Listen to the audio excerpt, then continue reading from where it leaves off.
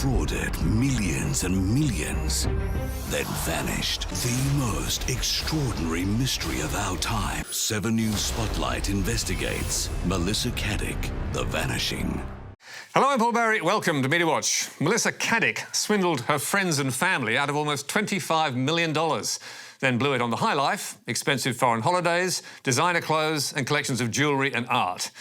Then, as the corporate cops closed in and raided her cliff-top home, she vanished. She was last seen going for a run in Sydney in November 2020. Melissa left her personal belongings, which included her mobile phone, wallet and keys. Then in February, her foot was found by campers 400 kilometres from where she went missing.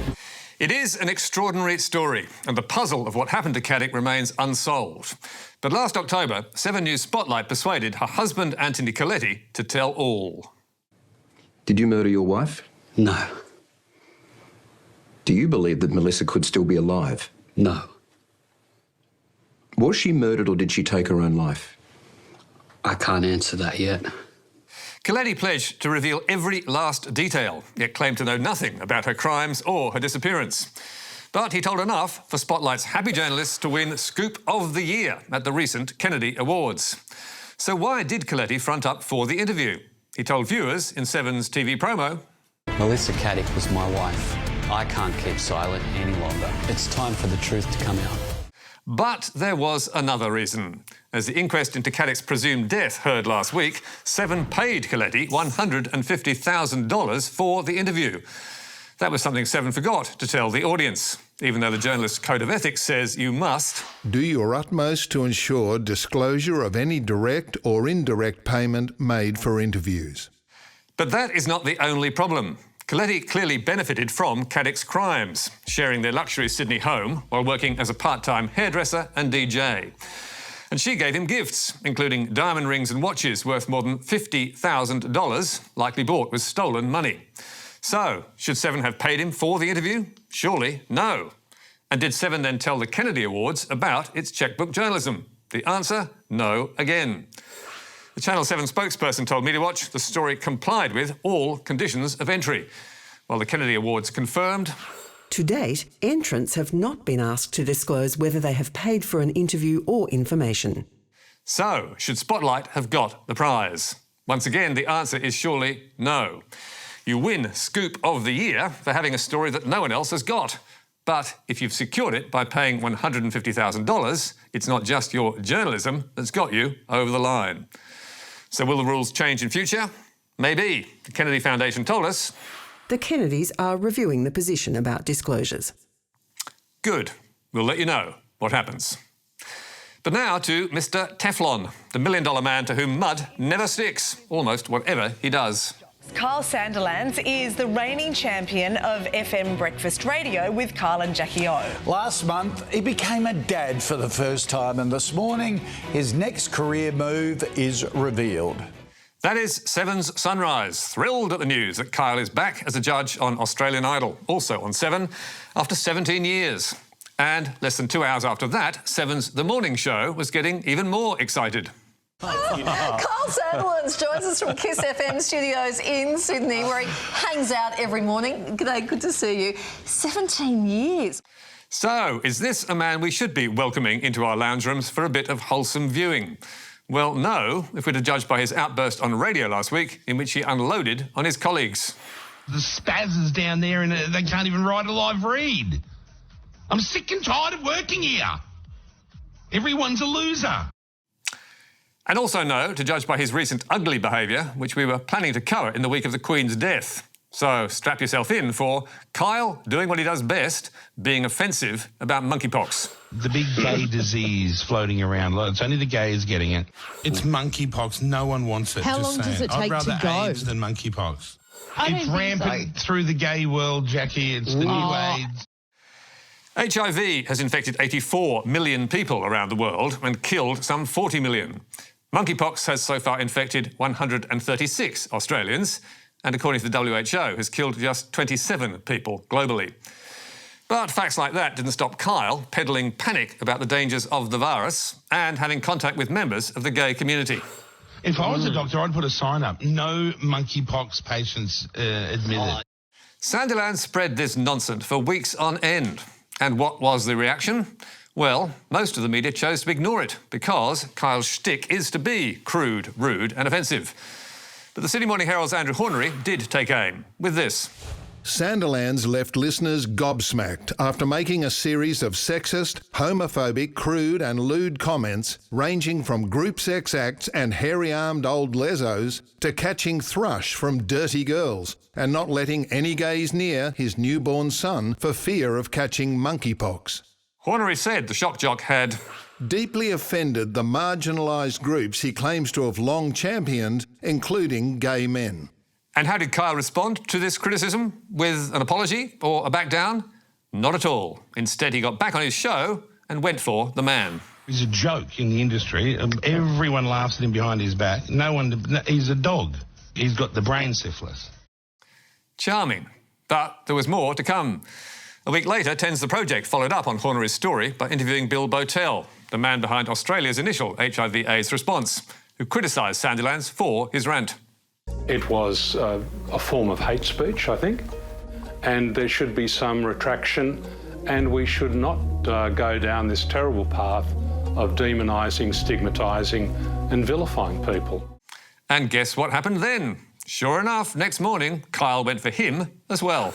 Listen to me, dog, you dopey professor. Go off. There's hate speech. A dog and a dope. And why exactly? Because Kyle said his critics had misunderstood him. Rather than stigmatising the virus or gay men, he claimed he was doing everyone a favour. It's clearly me joking, but getting the message out because it is gay men that are getting it. And everyone's so woke and scared of offending anybody, they weren't letting everyone know, hey, shit, this is a real problem, guys. Be careful. Take extra precautions. So I did it in my humour. Oh, it's a big gay disease and everything. Excuse me if I don't laugh, or by the line that Kyle is trying to save the world. So how do his bosses at ARN, which owns Kiss FM, justify this behaviour? They told the Herald, Kyle is renowned for his colourful vernacular. We appreciate that those unaccustomed to his expressions may consider the content opinionated and not to everyone's taste. Which is corporate spin for he can say what he likes as long as he makes us money. And as the Herald reported 1 week later, it is a lot. Industry estimates have Sandilands being solely responsible for about $20 million worth of advertising and sponsorship a year to the station. Which is why Kyle is untouchable and why he's back at 7. Let's hope they at least will keep him in check. But now to Queensland, an immediate victory over a proposed new hike in land tax. This is Carl's law, isn't it? They're targeting you, Carl. This is what it's all about. Carl's law. And what has Carl Stefanovic done to deserve such special attention? Well, whatever it is, it's got him worked up. Dominic Perrottet refusing, I love this, refusing to hand over information over to Anastasia Palaszczuk, which would allow her to tax New South Wales residents who own Queensland properties. I mean, where does this lady get off? I mean, if you live in Sydney and you own a property, say, for example, in Noosa, she wants to tax you. It's disgusting. And Carl's disgusted because he does live in Sydney and he owns this beautiful house in Noosa's Sunshine Beach, showcased in Vogue in July and currently up for sale. So the new land tax could hit him where it hurts. But he wasn't the only one kicking up a fuss about the proposal. Sky outsider Rowan Dean was also outraged. This is theft, pure and simple. There is no logic to it. There's no justification. Well, the logic is let's steal as much money as we can from people who invest in Queensland. The land tax increase, which is very complicated and arguably unfair, is vehemently opposed by the property sector and by the state opposition. But it's hard to get sympathy for wealthy investors, and the critics' claim is not that it will slug the rich, but that it will hit those who cannot afford it. Make no mistake, this is a renter's tax and renters will cop it in the neck. If that's true, it'll be bad news for thousands of renters who are currently struggling with some of the state's steepest rent rises in history. There are fresh fears renters will end up paying the price of changes to land tax in Queensland. The Australian Financial Review has certainly taken that line, clocking up 21 stories in 30 days and predicting that interstate landlords will quit the game. But the biggest opposition of all has come from News Corp, which has run 22 stories like these on news.com and realestate.com in the last month, and another 33 in the Courier-Mail about the pain it will bring, with multiple news articles, opinion pieces and editorials on a daily basis, led by these front pages. Tax hit to lift up rent. Labor tax scares off investors. Blue over land tax. New South Wales won't be part of Premier's cash grab. The Courier-Mail quotes the property sector extensively, but has few voices defending the tax hike or disputing the claim that it would put up rents. In fact, The Guardian was one of the only outlets to really challenge the idea that renters would pay. Guardian Australia spoke to more than a dozen housing academics, economists, tenant groups and social service organisations this week. Each said there is no evidence the changes would have a detrimental effect on the housing market or cause rents to increase. That is backed up by one of Queensland's leading advocates for the homeless, who told MediaWatch, "There is no evidence that the land tax will impact on rentals across the board." And economics professor John Quiggin agrees, telling MediaWatch it was an important and progressive reform, and adding, "The Courier-Mail has managed to locate one economist willing to support its claims, but the vast majority of its sources are representatives of the property lobby." And has the campaign been a success? Answer, yes. On Friday came news. Well, the Queensland government has backflipped on its controversial land tax plan following growing revolt interstate. The proposal will now be shelved and the state government able to revisit it in the future. No doubt the state premier's opposition was a factor, but it's hard to believe the media campaign did not also play a part. But now to one of the world's most powerful leaders, and shocking news about his fate last week that you may have missed. Chinese President Xi Jinping is currently under house arrest, several media reports claimed on Saturday, adding that the capital Beijing is currently under army control. That's India TV last Saturday, running with the earth-shaking news of a coup in China, although immediately adding, "The reports have not been confirmed by Chinese credible media or been independently confirmed by India TV." Indeed, they had not. But before long, the Australian media were taking note. Apparently, it is stating that the army may have got a coup going over there. There's rumours of an army coup. And SBS was asking, did China just have a military coup? And is Xi Jinping missing? The short answer to both is no.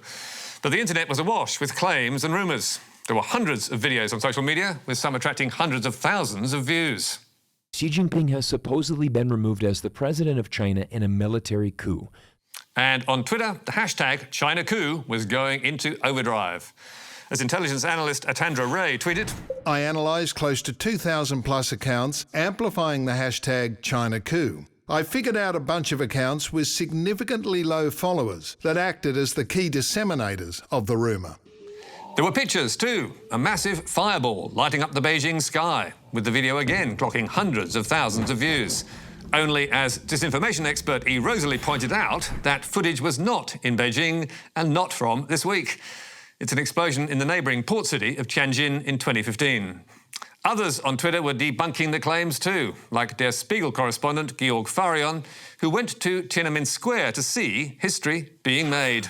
"Today in Beijing, I investigated the China coup, so you don't have to. At considerable personal risk, I ventured out to some neuralgic key points in the city. Disturbing finds. Brace yourselves."